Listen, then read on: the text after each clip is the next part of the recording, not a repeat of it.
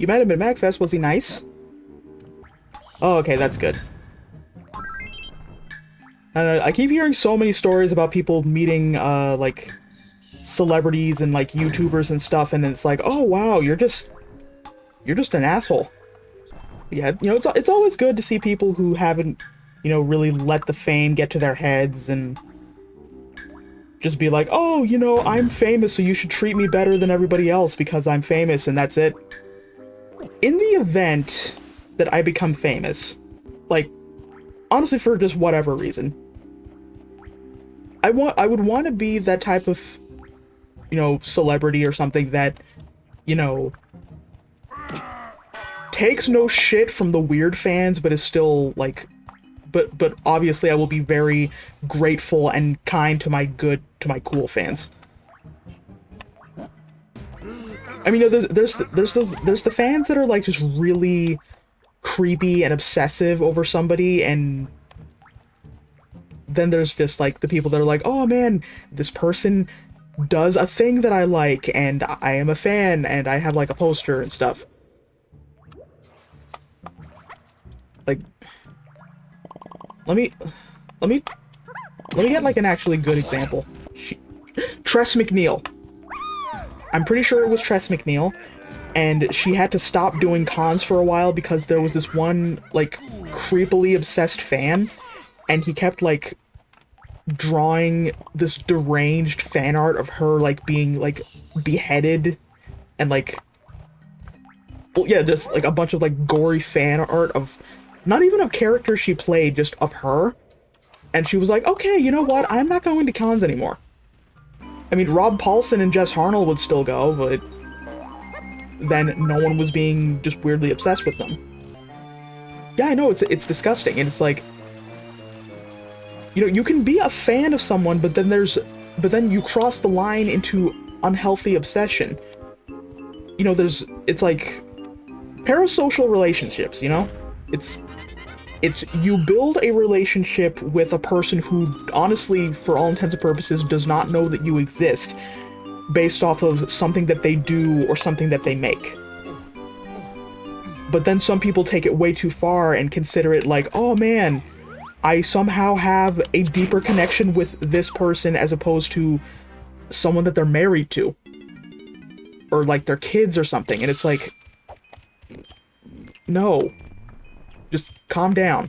I mean, obviously it's a lot easier to say and quote-unquote judge. You know, just... It's like, you know, yes, there are people out there who are mentally ill. There are people out there who don't understand what boundaries are. But there are also just people who are thoroughly aware that they know what they are, they know what they're capable of, and they still act on it. And it's like, there's no excuse. But yeah, like my original point was, in the event that I become famous, for whatever reason, I don't want people to have, like, horror stories about me. Or just a never meet your heroes situation with me.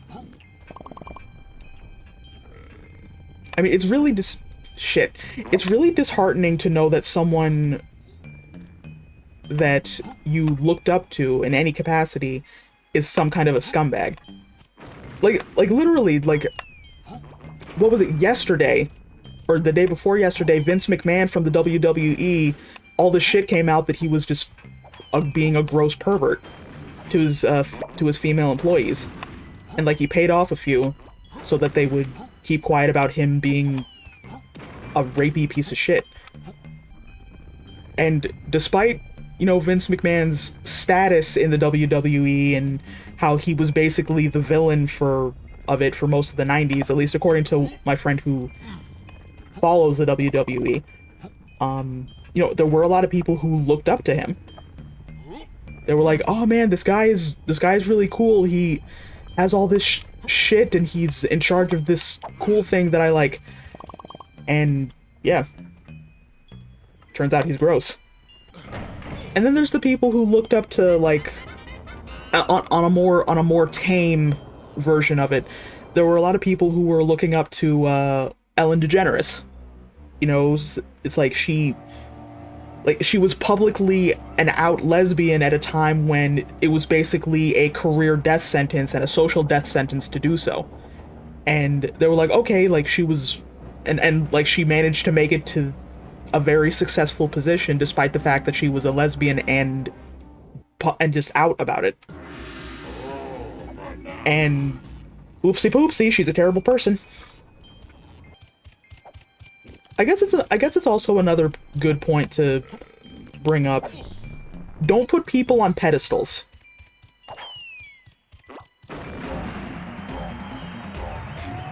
Despite what someone famous has done or has created, they are still human. They are human beings. They are not immune to having bad days. They are not immune to being just terrible when it comes to like a power dynamic or something like that. They are not immune to greed and just other scumbaggy behavior. You can have admiration for someone. No one's gonna hold that against you. But don't make them like the high point of your life. Maybe don't let the BTS stans hear me say this.